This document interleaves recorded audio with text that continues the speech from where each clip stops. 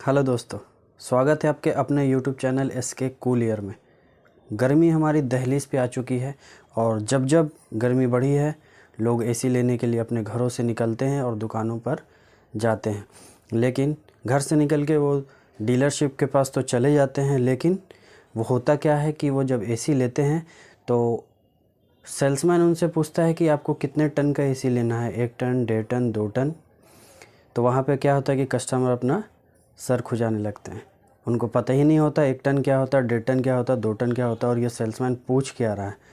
और उसी चक्कर में क्या होता है कि मनचाहा कोई भी एसी जो है पसंद आया, खूबसूरत लगा, हायर हो, हिटाची हो, वोल्टास हो, वो उठा के अपने घर पे लाके दीवार पे ठुकवा देते हैं और उसके बाद कंपनी और टेक्नीशियन को परेशान करके रख देते हैं, ये बोल करके कि कई बार कूलिंग कर नहीं रहा है, बेकार एसी है, कंपनी अच्छा परफॉर्मेंस नहीं है और पता नहीं क्या क्या बोलते हैं।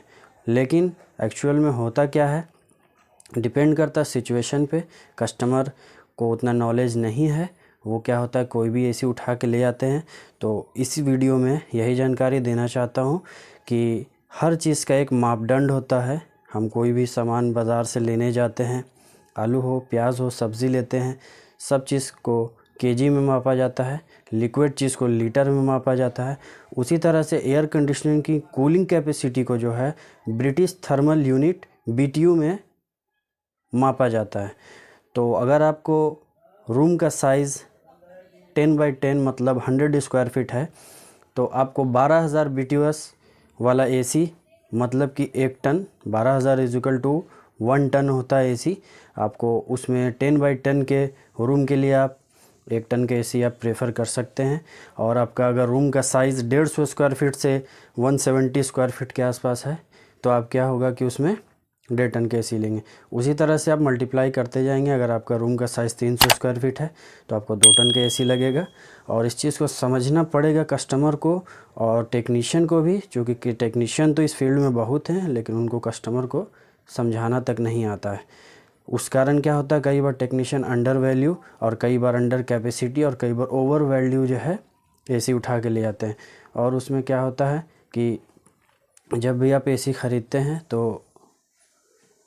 जो एसी आप ख़रीद रहे हैं उसमें क्या होता है कि जो भी आप रूम में एसी लगाए हैं, अगर आप अंडर कैपेसिटी लिए हैं तो क्या होगा, एसी को बहुत ज़्यादा रनिंग करना पड़ेगा रूम को जो है ठंडा करने के लिए।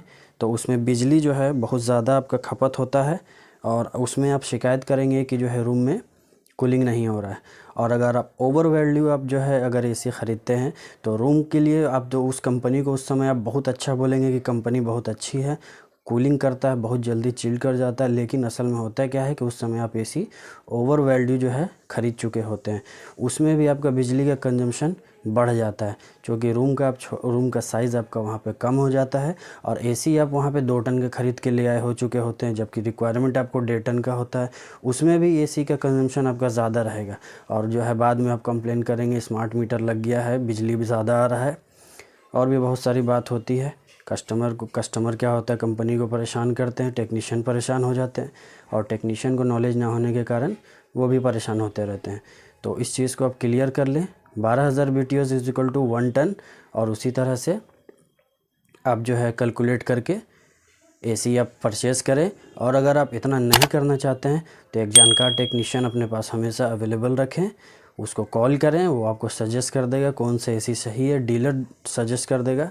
आप वहाँ जाइए और वहाँ से एसी खरीदिए और टेंशन फ्री रहिए। और पटना के व्यूवर के लिए एक ख़ास संदेश, अगर आप AC, fridge, washing machine, geyser, microwave आपके घर में है और उसको आप ठीक कराना चाहते हैं, कोई भी समस्या है तो हमारा नंबर जो है कमेंट में डाल दिया जाएगा। आप हमें कॉल करें, हम आपके दरवाज़े पे हाज़िर हो जाएंगे। और चैनल को लाइक, शेयर एंड सब्सक्राइब ज़रूर करें। हमारे